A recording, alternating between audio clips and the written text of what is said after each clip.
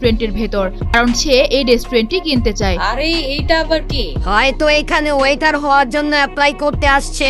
আমাদের কোনো ওয়েটারের দরকার নেই আপাতত। আরে আরমান, বাদ দাও না, হয়তো অনেক কাজের দরকার, এর জন্য আমাদের এখানে আসছে। আচ্ছা ঠিক আছে, তুমি আজকে থেকে আমাদের জুস বারে কাজ করা শুরু করো। তবে তুমি যেহেতু স্টুডেন্ট, হাফ বেলা এসো, আর আমরা তোমাকে প্রতি ঘন্টার জন্য 100 টাকা করে দিব। হ্যাঁ বুঝলাম, কিন্তু আমি এখানে এর জন্য আসছি যে প্রিমিস এরপর কিছু বলার আগেই রেস্টুরেন্টের মালিক ইশিকা তার কথার মাঝে আটকিয়ে বলে, তোমার কি মনে হচ্ছে 100 টাকা কম হয়ে গেছে? আগে তো নিজের জামা কাপড়ের দিকে দেখো।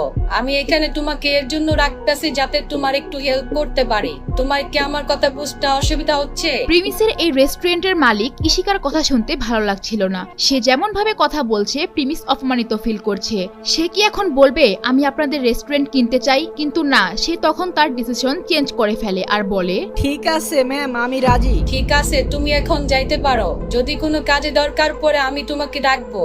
আর তুমি ক্লাস শেষ করে এখানে আইসা পড়বা। যত বেশি সময় এখানে কাজ করবা ওইটা তোমার জন্যই ভালো হবে। এরপর